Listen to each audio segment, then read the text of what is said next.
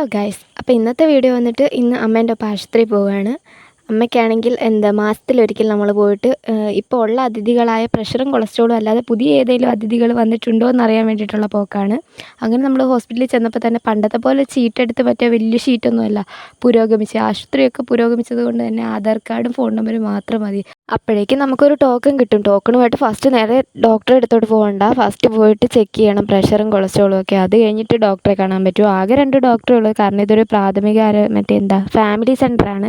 വലിയ hospital, medical college പോലെയല്ല, but ഗവൺമെൻറ്റിൻ്റെ.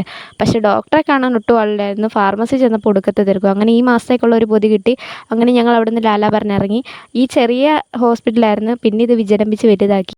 അങ്ങനെ ഹോസ്പിറ്റലിൽ വരെ കൂട്ടുപോയതിന് എനിക്ക് കിട്ടിയത് 10 ഉണുവയുടെ ഒരു ജ്യൂസ്. പിന്നെയാണെങ്കിൽ വരുന്ന വഴിക്കാണെങ്കിൽ കണിക്കൊന്നയൊക്കെ പൂത്തിട്ടുണ്ട്. പക്ഷേ വിഷു ആകുമ്പോൾ ഒറ്റൊരെണ്ണം കാണത്തില്ല. നടക്കാനുള്ള ദൂരം മാത്രം ഉള്ളതുകൊണ്ട് ഞാനും അമ്മയും കൂടെ നടന്നാണ് വന്നത്. അങ്ങനെ ഞാനും അമ്മയും കൂടെ വെയിലത്ത് ഉരുകി ഒലിച്ച് വീട്ടിലെത്തിയപ്പോഴത്തേക്ക് ഓൺലൈൻ ക്ലാസ് ഉണ്ടായിരുന്നു. വീട്ടിൽ വന്നാലും ഒരു സമാധാനം തരത്തില്ല, അവധിയാണെങ്കിലും. അങ്ങനെ പഠിക്കാൻ വേണ്ടി ബുക്ക് തുറന്നപ്പോൾ തന്നെ ഫസ്റ്റ് കിട്ടിയത് പണ്ടത്തെ ഒരു മാർക്ക് ലിസ്റ്റാണ്. അത് കണ്ടപ്പോൾ തന്നെ പഠിക്കാനുള്ള മൂഡ് പോയെങ്കിലും പിന്നെ അത് ജസ്റ്റ് ഒന്ന് തുറന്ന് നോക്കിയപ്പോഴത്തേക്ക് ചിരിക്കാൻ വേണ്ടിയിട്ടുള്ള വകയുണ്ടായിരുന്നു. എഴുതി വന്നപ്പോഴത്തേക്കാണെങ്കിൽ 2 പോയിൻ്റ് മറന്നുപോയി. എന്നാൽ അവിടെ എഴുതി വെച്ചു, അറിയാൻ വല്ല 2 പോയിൻ്റ് ഫോർഗോട്ടായി പോയിന്ന്. ഈ പേപ്പറൊക്കെ നോക്കിയ മിസ്സിൻ്റെ ഒരവസ്ഥ.